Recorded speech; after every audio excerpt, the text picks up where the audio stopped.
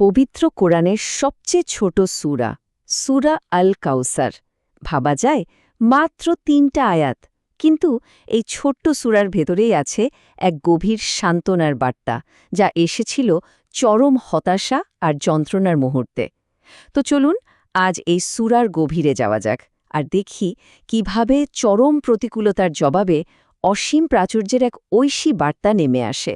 প্রশ্নটা আসতেই পারে যে এত ছোট একটা সূরার মধ্যে এত শক্তি কিভাবে থাকতে পারে। এই প্রশ্নটা দিয়ে আমাদের আজকের আলোচনা শুরু করা যাক। চলুন খুঁজে বের করার চেষ্টা করি সেই শক্তির উৎসটা, যা আজও কোটি কোটি মানুষকে অনুপ্রেরণা দিয়ে চলেছে।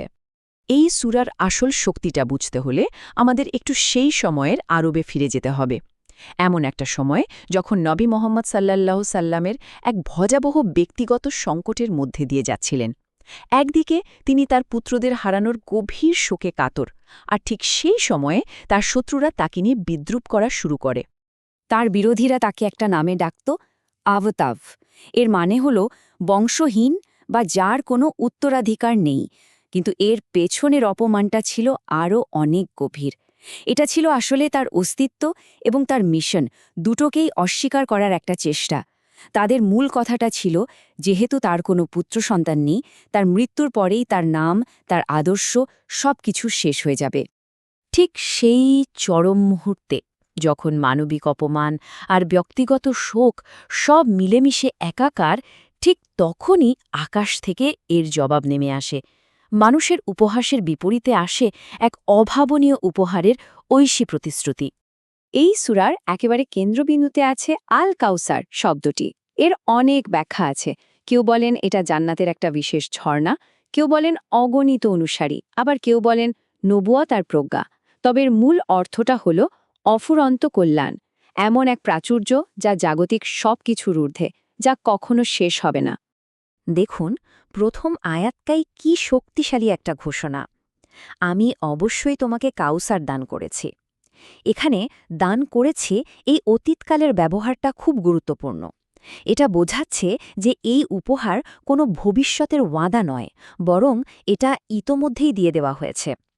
এটা ছিল নবীর জন্য এক বিশাল সান্ত্বনা, আর তার সমালোচকদের জন্য একটা পরিষ্কার জবাব। আচ্ছা, যখন এত বড় একটা উপহার দেয়া হয়, তখন তার প্রতিদান কেমন হওয়া উচিত? কৃতজ্ঞতাটা কিভাবে প্রকাশ করা যায়? সূরাটি শুধু উপহারের ঘোষণা দিয়েই থেমে থাকেনি, বরং এটাও শিখিয়ে দিয়েছে যে সেই প্রাচুর্যের প্রতি কৃতজ্ঞতা কিভাবে জানাতে হবে। কৃতজ্ঞতা প্রকাশের জন্য দুটো স্পষ্ট কাজের নির্দেশ দেয়া হল। এক, প্রার্থনা করা, আর সেই প্রার্থনা হবে শুধুমাত্র সেই এক প্রতিপালকের জন্য, আর কারোর জন্য নয়। আর দুই, ত্যাগ বা কোরবানি দেয়া, যা হবে কেবলই তার নামে, তার সন্তুষ্টির জন্য। এই দুটো কাজই হল একনিষ্ঠ আনুগত্যের সবচেয়ে বড় প্রতীক। এর মাধ্যমে কিন্তু একটা গভীর কৌশল শেখানো হচ্ছে। মনোযোগটাকে সমালোচকদের অপমান, তাদের বিদ্রূপ থেকে পুরোপুরি সরিয়ে সরাসরি স্রষ্টার সাথে সম্পর্কটাকে আরও মজবুত করার দিকে নিয়ে যাওয়া হচ্ছে। শিক্ষাটা হল বাইরের নেতিবাচকতাকে পাত্তা না দিয়ে নিজের মূল লক্ষ্যের দিকে মনোযোগ দেওয়াই সবচেয়ে বড় শক্তি। আর ঠিক এখানেই গল্পের মোড়টা একদম ঘুরে যায়। যেই অপবাদটা নবীকে দেওয়া হয়েছিল, স্বয়ং আল্লাহ সেই অপবাদটাকে তাদের দিকে ফিরিয়ে দেন। এবার আমরা দেখব আসলে কে বিচ্ছিন্ন, কে সত্যিকারের আবতব। একবার ভাবুন, কি অবিশ্বাস্য একটা পরিবর্তন। অভিযোগটা ছিল নবী হবেন শেকড়হীন, তার কোনো উত্তরাধিকার থাকবে না। কিন্তু ঐশী রায় এলো, আসল সত্যিটা হলো তারাই শেকড়হীন হয়ে যাবে, তারাই বিলুপ্ত হবে যারা তার প্রতি বিদ্বেষ রাখে। মানে এক মুহূর্তে পুরো দৃশ্যপটটাই পাল্টে গেল। এই শেষ আয়াতটা যেন চূড়ান্ত রায় ঘোষণা করে দিল।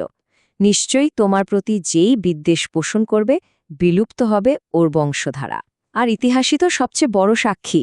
যারা সেদিন নবীকে নিয়ে উপহাস করেছিল, তাদের নাম আজ হারিয়ে গেছে। কিন্তু ১৪০০ বছর পরেও সারা বিশ্বে কোটি কোটি মানুষ নবী মোহাম্মদ সাল্লাল্লাহু আলাইহি সাল্লামকে ভালোবাসে, তার আদর্শ মেনে চলে, তার উত্তরাধিকারী তো টিকে আছে। তাহলে এই কাউসারের বার্তা থেকে আমাদের জন্য মূল শিক্ষাটা কি? এটা আমাদের চোখে আঙুল দিয়ে দেখিয়ে দেয় যে সত্যিকারের উত্তরাধিকার আসলে কি। এটা কোনো রক্ত বা সম্পদে থাকে না, বরং এটা থাকে আদর্শে, ভালো কাজে আর মানুষের ভালোবাসার মধ্যে। সংক্ষেপে যদি বলি, সূরা কাউসার আমাদের শেখায় যে জীবনের সবচেয়ে কঠিন সময়েও ঐশী সান্ত্বনা আসে। কৃতজ্ঞতা শুধু একটা অনুভূতি নয়, এটাকে কাজের মাধ্যমে প্রকাশ করতে হয়।